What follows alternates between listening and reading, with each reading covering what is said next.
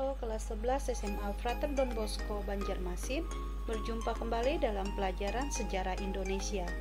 Pada pelajaran bab 2 kali ini, kita akan membahas Perang Tondano, perlawanan Pattimura, dan Perang Padri. Untuk pembahasannya, mari kita lanjutkan.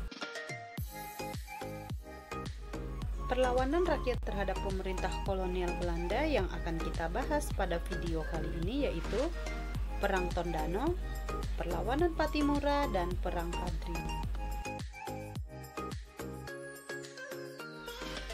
Perang Tondano yang terjadi pada tahun 1808 hingga 1809 adalah perang yang melibatkan orang-orang Minahasa di Sulawesi Utara dengan pemerintah kolonial Belanda. Perang pada permulaan abad 19 ini terjadi akibat implementasi politik pemerintah kolonial Belanda, terutama terkait upaya mobilisasi para pemuda dari suku-suku pemberani untuk dilatih menjadi tentara.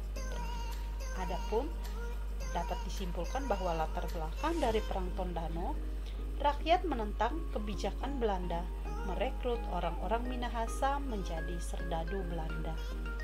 Pada perang kali ini, Belanda menggunakan strategi untuk menghadapi rakyat, yaitu membendung sungai Temberan untuk membanjiri pemukiman penduduk Minahasa dengan harapan Belanda dengan mudah melakukan penyerangan.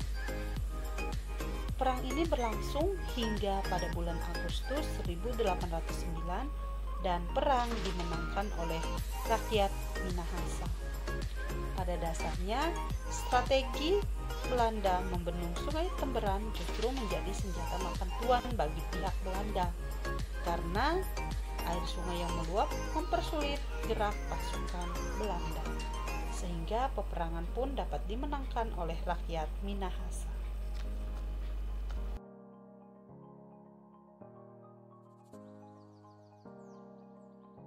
Selain Perang Tondano, ada pula perlawanan Pattimura. Di sini hal yang melatar belakangi perlawanan Pattimura dan rakyat Maluku yaitu monopoli perdagangan rempah-rempah, menetapkan pajak tanah yang tinggi, dan memindahkan penduduk untuk dijadikan tenaga kerja dan persoalan terkait dengan pelayaran Homi. Jadi pada saat itu Belanda melakukan pelayaran Homi dalam rangka untuk menjaga harga rempah-rempah di pasaran tetap tinggi, sehingga produksi rempah-rempah yang berlebihan itu harus dimusnahkan supaya harga di pasaran tetap tinggi. Itu merupakan latar belakang terkait dengan perlawanan Pattimura. Perlu kita ketahui bahwa pada saat perlawanan Pattimura, di sini perlawanan Pattimura berpusat di benteng Dorset yang terletak di Pulau Saparua, Maluku. Dalam perlawanannya, Pattimura tidak sendirian, tetapi dibantu oleh teman-teman seperjuangan. Ada Anthony Ribot, kemudian ada Thomas Patiwale, ada Philip Latumahina, ada Said Farintah, ada Ulu Paka, dan Christina Marta Tiahau. Jadi ada pejuang dari kaum perempuan. Di sini Pattimura bersama teman-temannya mengobarkan semangat rakyat Maluku untuk melawan kekejaman pemerintah kolonial Belanda. Pada 15 Mei 1817, rakyat Maluku membakar perahu-perahu Belanda. Ini bukti dari perjuangan rakyat. Nah, dari perjuangan atau perlawanan rakyat tersebut, pasukan Pattimura berhasil menduduki benteng kedudukan Belanda. Kemudian, karena benteng Belanda dikuasai oleh Pattimura, kemudian Belanda tidak hanya diam. Belanda pada tahun 1817 mengerahkan pasukan untuk menangkap Pattimura. Guna menangkap Pattimura, di sini Belanda menawarkan hadiah 1000 gulden kepada siapa saja yang menangkap Pattimura dan 500 gulden bagi tokoh yang berhasil menangkap pejuang lainnya. Kemudian apa yang terjadi? Ternyata rakyat Maluku di sini tidak tergiur oleh tawaran Belanda. Rakyat Maluku tetap pada kegigihannya melawan kolonialisme Belanda. Kemudian pada tahun 1817, Belanda mengerahkan pasukannya secara besar-besaran. Melalui serangan tersebut, Belanda dapat menangkap Pattimura dan rekan-rekannya. Kemudian yang tertangkap pada saat itu selain Pattimura ada Anthony, ada Thomas Pattiwai, dan Raja Tio pada tahun 1817. Pada 16 Desember 1817, Pattimura kemudian dihukum mati di tiang gantung di Ambon. Adapun Christina Martha Tiahau yang berusaha melanjutkan perang gerilya akhirnya juga tertangkap. Jadi setelah Pattimura saat itu ditangkap, sebenarnya ada tokoh dari perempuan yaitu Christina. Tadi sudah dikatakan bahwa ia berjuang kemudian meneruskan perjuangan tetapi melalui perjuangan gerilya, artinya berpindah dari satu tempat ke tempat lain supaya tidak mudah untuk ditangkap oleh Belanda. Tetapi pada akhirnya dengan keterbatasannya Christina Martha Tiahau juga kemudian berhasil ditangkap oleh Belanda. Itulah terkait dengan perlawanan Pattimura dan rekan-rekannya di Maluku.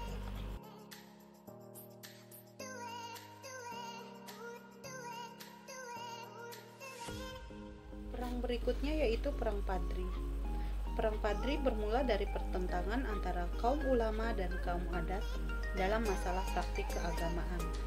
Kaum Padri berusaha untuk memurnikan ajaran Islam, sedangkan kaum adat tetap memegang teguh adat dan menjalankan kebiasaan lama.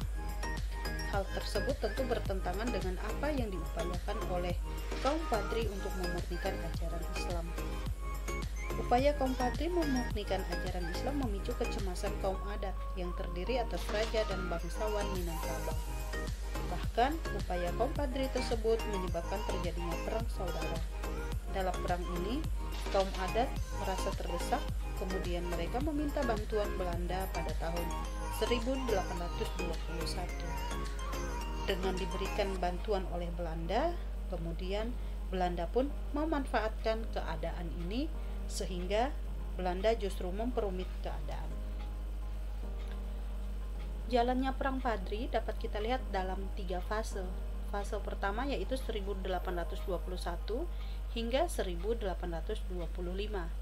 Pada fase ini sebenarnya konflik awal antara kaum Padri dan kaum adat. Untuk perlawanan di fase pertama di sini dimenangkan oleh pihak kaum Padri. Belanda pada fase pertama ini merasa kewalahan menghadapi kaum Padri. Oleh karena itu, Belanda mengambil strategi damai. Pada 26 Januari 1824, Belanda mengadakan kesepakatan dengan kaum Padri untuk melakukan gencatan senjata. Kaum Padri pun menyetujui kesepakatan ini. Tetapi Belanda justru memanfaatkan perdamaian tersebut untuk menguasai beberapa wilayah yang sebelumnya berhasil dikuasai oleh kaum Padri. Akibatnya, kaum Padri membatalkan perjanjian damai dengan Belanda. Bahkan, pasukan Padri di bawah pimpinan Tuanku Imam Bonjol kembali melakukan perlawanan terhadap Belanda. Sehingga, untuk fase pertama ini, kemenangan berada di pihak Belanda. Kemudian fase kedua, 1825 hingga 1830. Pada fase kedua ini, konsentrasi Belanda mulai terpecah. Konsentrasi Belanda terpecah karena selain menghadapi kaum Padri yang berada di Sumatera, Belanda juga harus menghadapi pasukan Diponegoro yang berada di Jawa. Saat itu dikenal dengan Perang Jawa. Sehingga selain Belanda harus menempatkan tokoh-tokoh militer mereka di Sumatera, mereka juga harus memperkuat kedudukan dan pasukan militernya di Jawa. Karena mereka terpecah dalam konsentrasinya, sehingga di sini kembali Belanda mengadakan atau menjalankan tindakan yang licik. Untuk menghentikan perlawanan kaum Padri, Belanda meminta bantuan seorang saudagar keturunan Arab bernama Sulaiman Al-Zufri untuk mendekati dan membujuk para pemuka kaum Padri agar dapat diajak berdamai. Sehingga disepakatilah kesepakatan damai antara kaum Padri dan Belanda yang diselenggarakan melalui Perjanjian Padang pada 15 November 1825. Perjanjian Padang ini membuat kaum adat kecewa karena Belanda justru melakukan perdamaian dengan kaum Padri. Kemudian masa damai ini dimanfaatkan kaum Padri untuk menghimpun kekuatan. Kaum Padri juga sempat melakukan beberapa serangan ke wilayah kekuasaan kaum adat dan berhasil memukul mundur pasukan Belanda. Jadi di fase kedua ini kaum adat masih mendapat dukungan dari Belanda. Artinya antara kaum Padri dan kaum adat masih berkonflik. Berikutnya kita lihat fase ketiga, 1830 hingga 1838. Pada fase ketiga ini konsentrasi Belanda kembali ke Sumatera Barat untuk menghadapi kaum Padri. Pada fase ketiga, kaum Padri mendapat dukungan dari kaum adat yang merasa dirugikan oleh Belanda. Kaum Padri dan kaum adat bersatu melawan pasukan Belanda yang berusaha menguasai wilayah Sumatera Barat. Kaum Padri yang mendapat dukungan dari kaum adat bergerak menuju pos-pos tentara Belanda. Kaum Padri dari Bukit Kamang berhasil memutus sarana komunikasi antara benteng Belanda di Tanjung Alam dan di Bukit Tinggi. Nah, pada fase ketiga ini kita mulai lihat adanya persatuan antara kaum adat dan kaum Padri. Karena di fase ketiga kaum adat mulai menyadari bahwa Belanda sebenarnya hanya memanfaatkan keadaan. Nah, untuk menanggapi serangan dari kaum adat dan kaum Padri, di sini Belanda menerapkan strategi benteng stelsel. Dan terbukti strategi yang diterapkan oleh Belanda ini mampu mematahkan perlawanan dari kaum Padri, hingga akhirnya Belanda berhasil menangkap Imam Bonjol yang pada saat itu di fase ketiga juga masih menjadi pemimpin dari perlawanan dari kaum Padri. Nah, dengan ditangkapnya Belanda, dengan ditangkapnya Imam Bonjol pada saat itu berarti Belanda dapat mematahkan perlawanan dari perang Padri.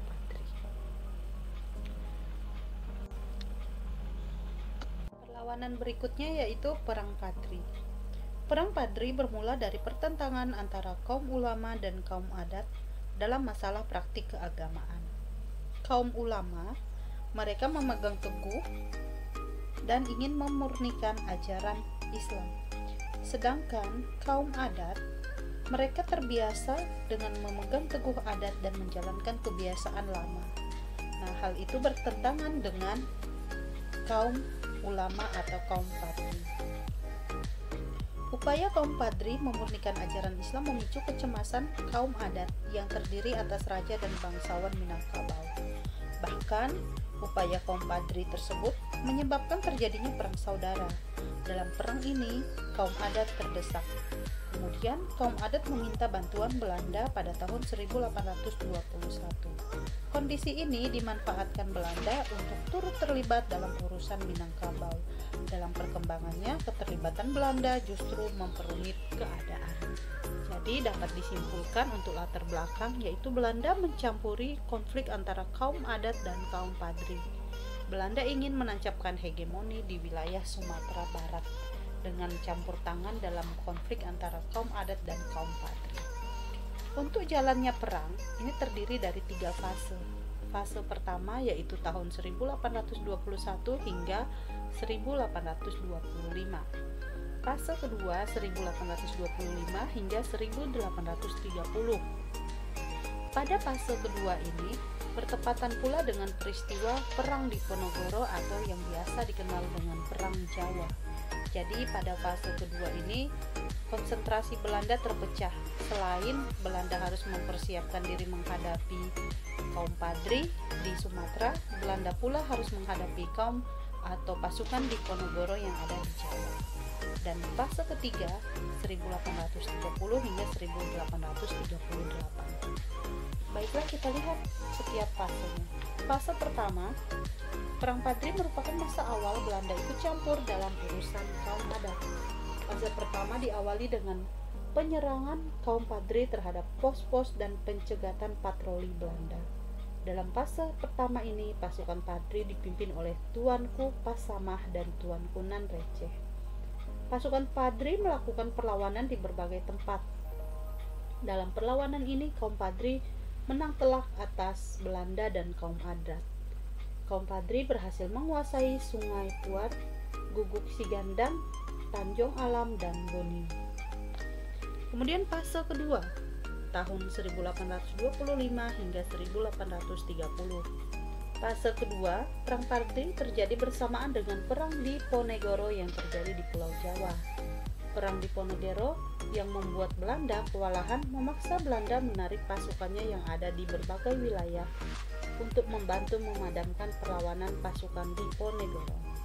Oleh karena itu, melalui penguasaan sipil dan militer di Sumatera Barat, Kolonel de Stroot, Belanda berusaha mengadakan kontak dengan tokoh-tokoh kaum Padri untuk menghentikan perlawanan dan mengajak kaum Padri mengadakan perundingan damai.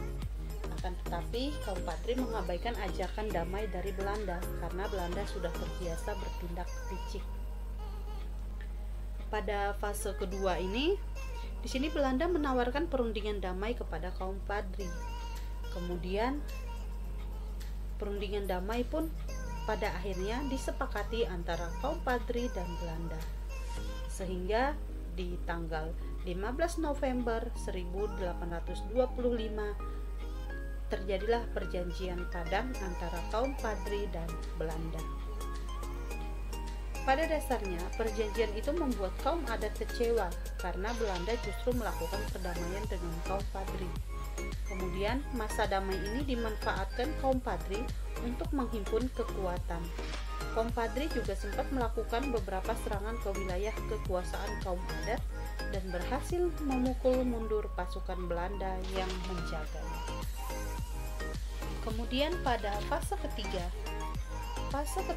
Perang Padri setelah Belanda berhasil memenangkan Perang Diponegoro yaitu tahun 1830.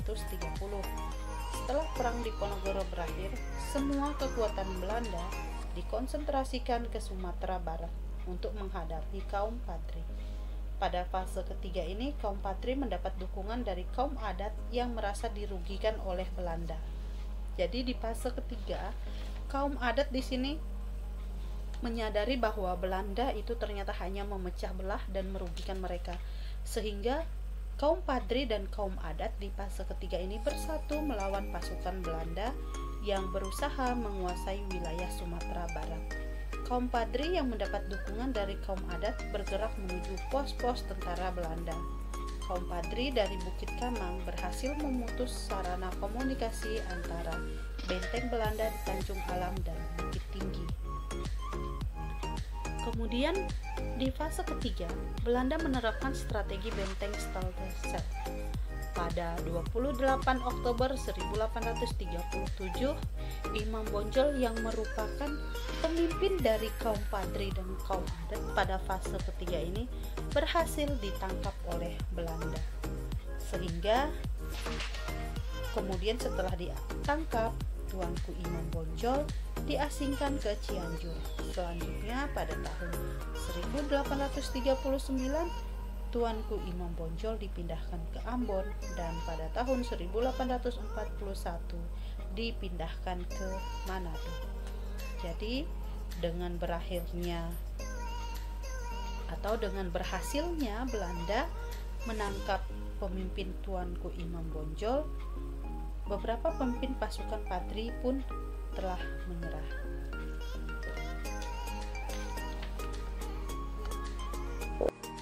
Setelah mempelajari Perang Tondano, perlawanan Pattimura, dan Perang Padri, berikut ada tugas yang harus dikerjakan.